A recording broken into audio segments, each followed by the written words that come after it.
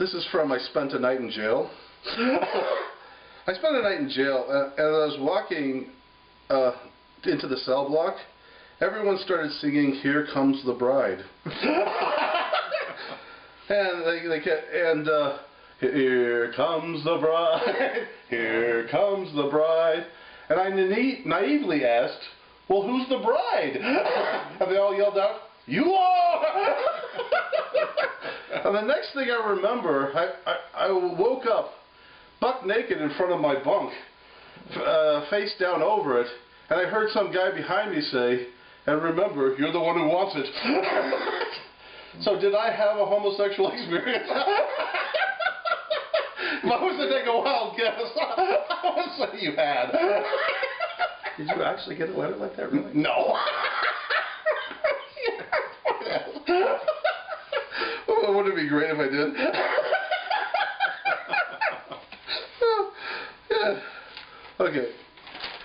Next letter here is from Danny. I'm a Boy Scout, and my Scoutmaster took me into his office and complimented me on what a good job I was doing.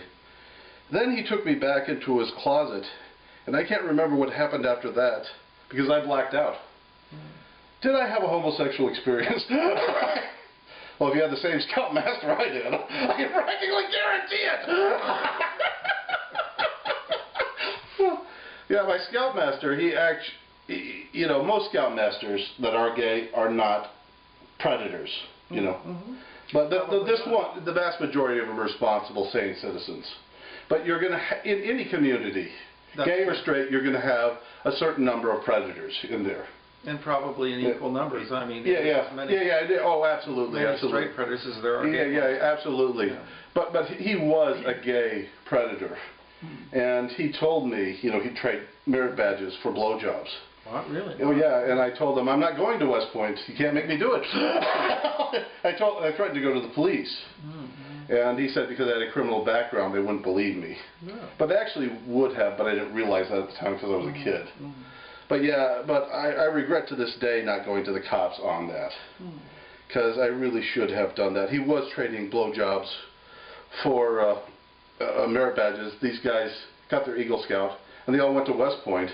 And they proceeded to run the Army right into the ground. You know, really? That's interesting. Yeah, because I actually talked to one of the guys I was a Boy Scout with, who was a four-star general now. Wow. And I told him, you're still a punk.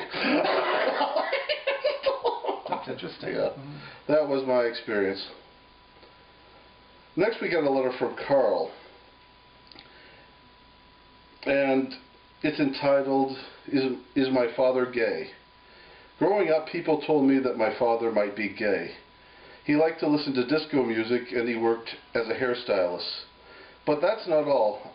I think that my mother was really a guy in a dress. My mother had hair on her chest and she would shave her face. And she never had her period. So, tell me, what do you think? Well, if I was to make a wild guess, I think we can mark that down as a yes. It's just me. A few clues there.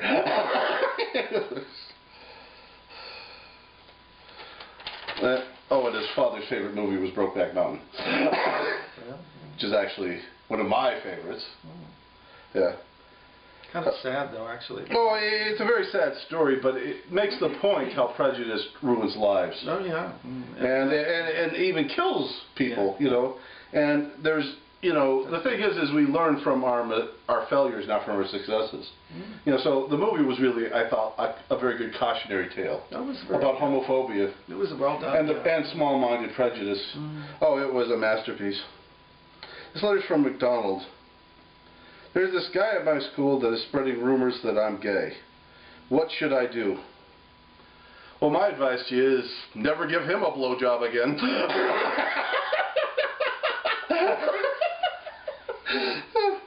This is my opinion. Okay. And I'd like to read to you a prison love poem that this guy sent in to us. And this poem's called If You Even Look at Another Man, You're Dead. If you even look at another man, you're dead. Because I'm going to rip off your head. and then I'm gonna kill him too, because that's how much I love you. Well, that isn't true love. I don't know what is, Kenny. Something like that. Oh, yeah. This letter is entitled Hanging Out with Royalty. Well, I haven't known any queens. I sure have known of several queens in my life. I always say, why be a queen for a day when you could be one for an entire lifetime? You know, I want to get myself a man, a real man, but I just keep hanging out with the same silly queens all the time. What should I do? Move to another neighborhood. Hey, maybe you can go to prison to meet the Kenny. Not a good idea. No. Kenny's not a good idea. It doesn't sound like it after. Plus, if I had a real man, I'd keep him for myself. I wouldn't tell you where he is. You opportunistic little slut. This letter is from James, who's in prison. The letter is entitled, Don't Let Anyone Make You Wear the Dress.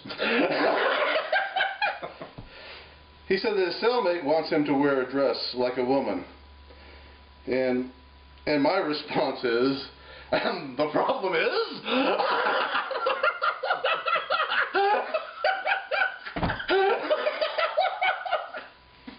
Let him make you wear the dress. What's the big deal?